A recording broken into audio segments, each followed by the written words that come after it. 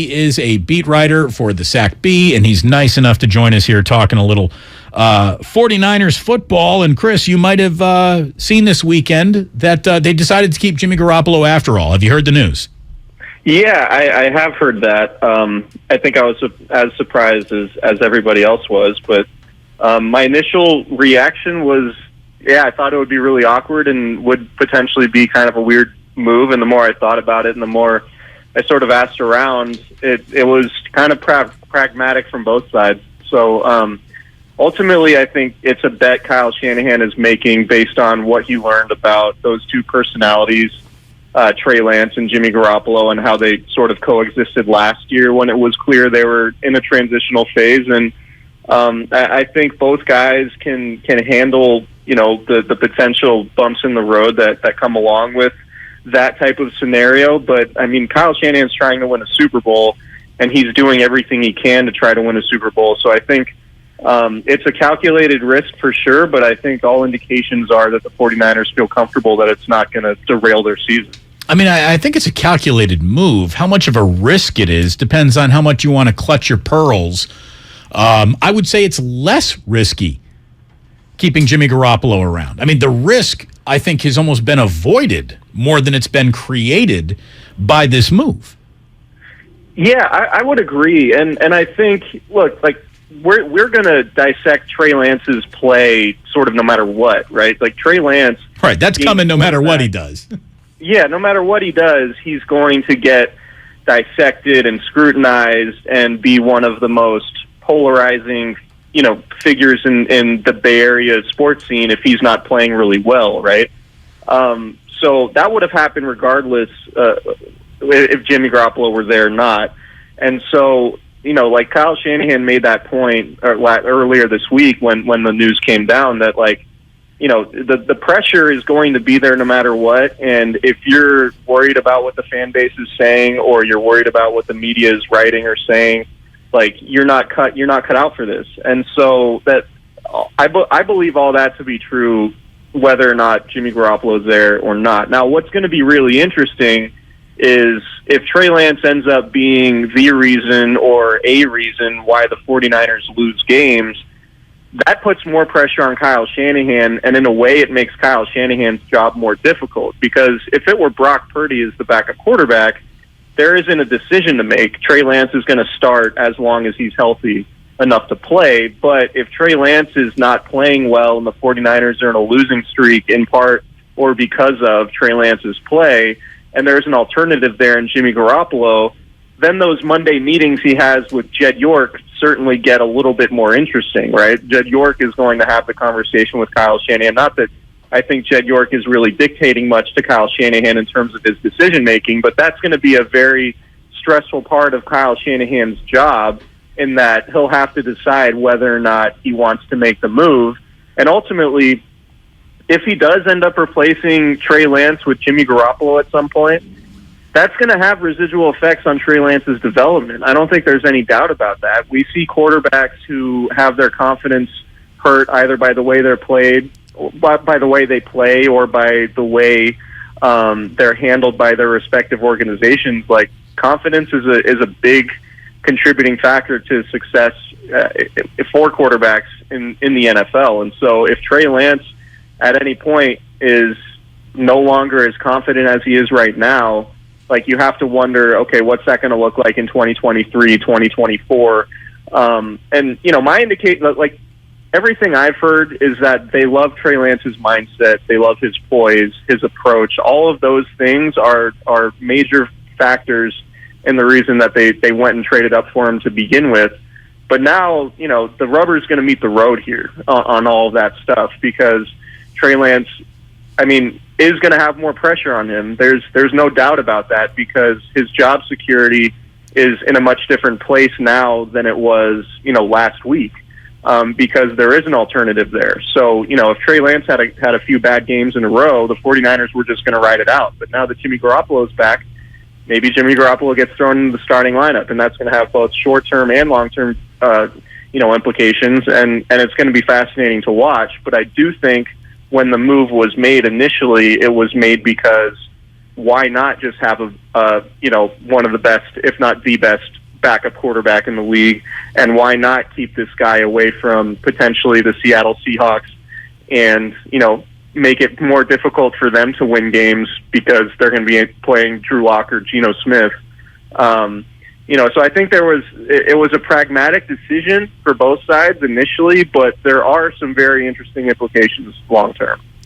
How much of this was also the fact that Kyle Shanahan saw nothing from either Nate Sudfeld nor Brock Purdy to make this a simple matter of, well, we'll just release him. He'll get his $7 million anyway, and there's a clean break. I mean, how much of this decision was based on the fact that they didn't want to go into the season with Trey Lance being backed up by either of those guys?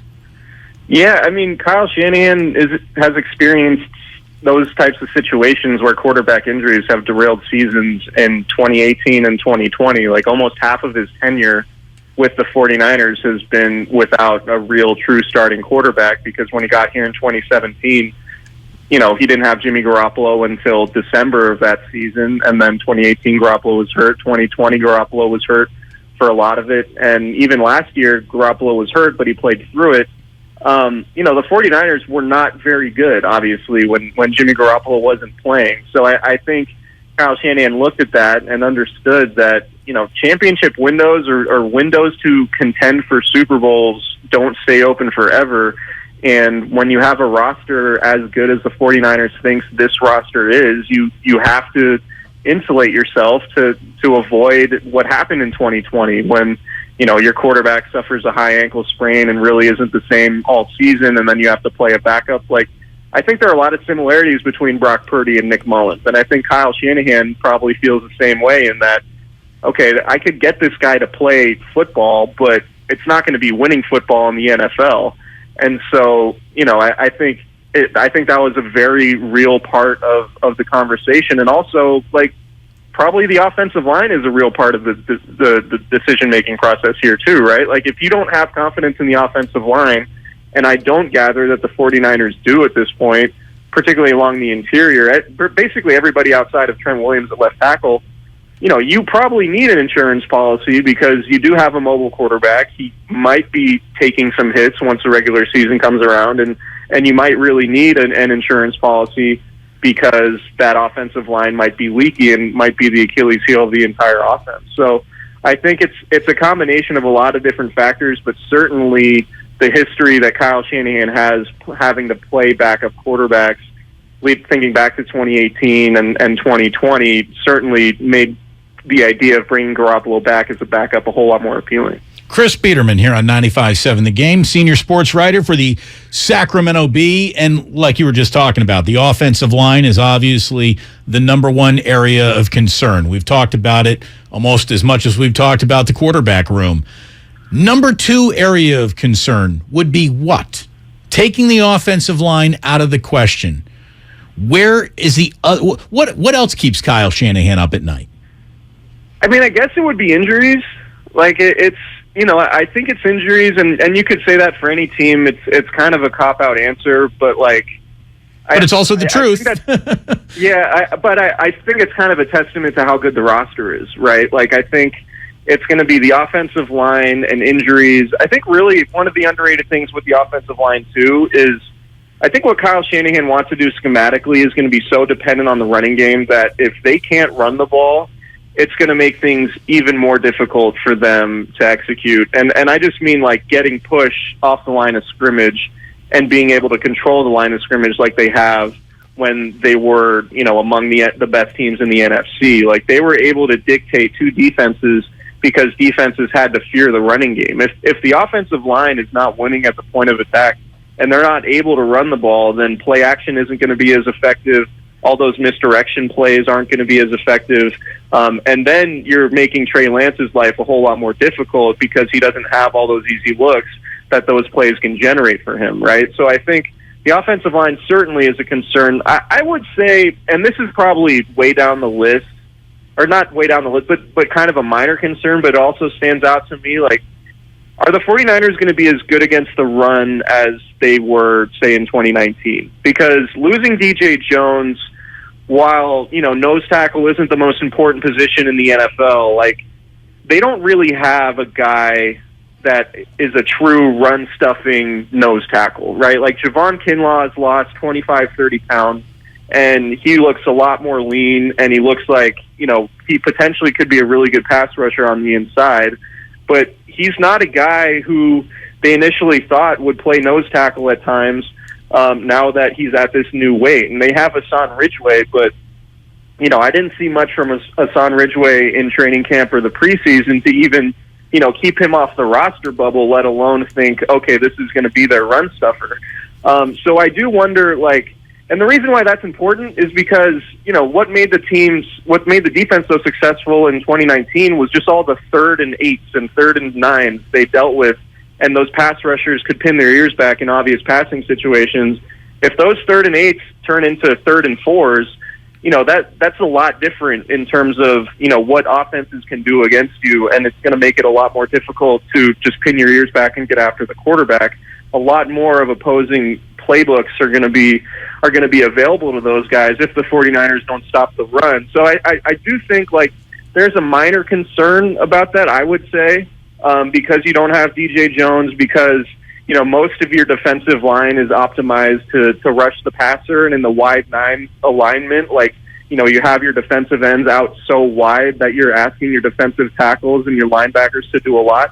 And as good as the 49ers linebackers are, these are 220, 225-pound dudes. These aren't, it's not Patrick Willis and Navarro Bowman in there who are 250 pounds running 4.4s. They're smaller, kind of more bulked up, strong safeties of yesteryear, right? So I would say, I think the 49ers defense is probably going to be one of the best in the league. But if there is a concern, I just looking at it going into the season, I would say I have questions about how good they are going to be against the run. Chris, thank you very much for joining us. It's one of the best weekends of the year because we got college football back, and it's our last weekend without the NFL. So enjoy the 3-day weekend, and we'll talk to you again soon. Thank you very much. No problem. Thanks for having me, guys. Chris Biderman here on 95.7 The Game from the Sacramento Bee.